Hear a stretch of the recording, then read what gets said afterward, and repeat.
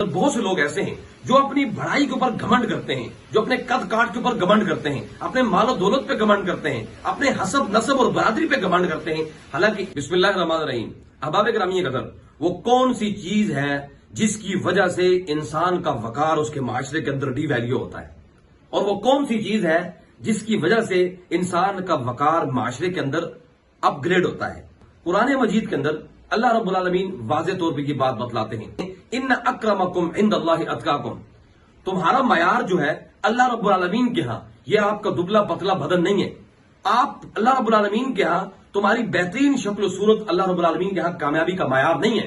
اور یہ بات یاد رکھیے گا، آپ کے پاس زمین جائیداد ہے، مال و دولت ہے، بہت بہترین سواری ہے، یہ تمام چیزیں انسان کی زندگی کے لیے ضروری ہیں، لیکن یہ اللہ رب العالمین کے ہاں کامیابی کا معیار نہیں ہے۔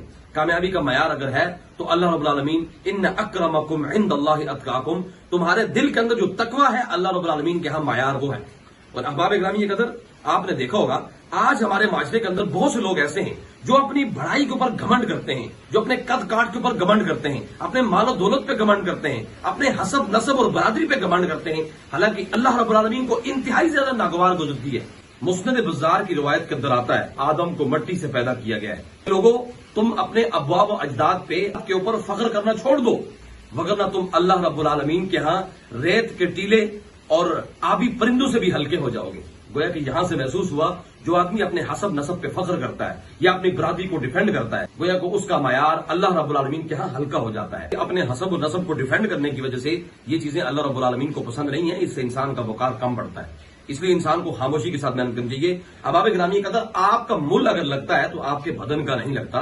انسان کا مل اگر لگتا ہے اللہ رب العالمین کے ہاں اس کا اگر معیار ہے تو اس کے بدن کا معیار نہیں ہے، معیار اس کا ان اکرمکم عند اللہ اتقاکم، معیار اس کا بیسیکلی تقوی ہے۔ اور اس تقوی کے حوالے سے سیدنا بلال رضی اللہ تعالیٰ عنہ کے بارے میں آتا ہے، امام الانبیاء حضرت محمد الرسول صلی اللہ علیہ وسلم، آپ جب معراج کی سیر کرتے ہیں تو جبرائیل امین آپ کو جب آسمانوں کی سیر کرواتے ہیں تو اللہ کے نبی کے آگے آگے قدموں کی آواز آتی ہے۔ امام الانبیاء حضرت محمد الرسول صلی اللہ علیہ وسلم جبرائیل امین سے پوچھتے ہیں، میں بلا جبرائیل یہ تو بتائیے یہ آواز کس کی ہے؟ جبرائیل امین نے فرمایا محبوب، یہ جو آواز آپ کو سنائی دے رہی ہے یہ آپ کا وہ غلام ہے جو حبشی تھے، آپ کا بدن اگر دیکھا جائے تو زخموں سے چھلنی تھا، اس کے اوپر کٹ، تیر اور تلوار کے کٹ لگے ہوئے تھے، کوئی زخم کی کوئی جگہ ایسی نہیں تھی جہاں ان کو زخم نہ لگا ہو، لیکن ان کے ہونٹ موٹے تھے، کیوں نسل تھے، لیکن اس کے باوجود جو تھا اللہ کے نبی کے ساتھ ان کی کنیکٹیوٹی تھی۔ اور جبرائیل نے فرمایا محبوب، یہ جو آپ کے آگے جو قدموں کی آہٹ آپ کو سنائی دی جا رہی ہے یہ آپ کے وہ غلام بلال ہیں جو چلتے تو زمین پہ ہیں، اس کی قدموں کی آہٹ جو ہے وہ آسمان پہ سنائی دی جا رہی ہے۔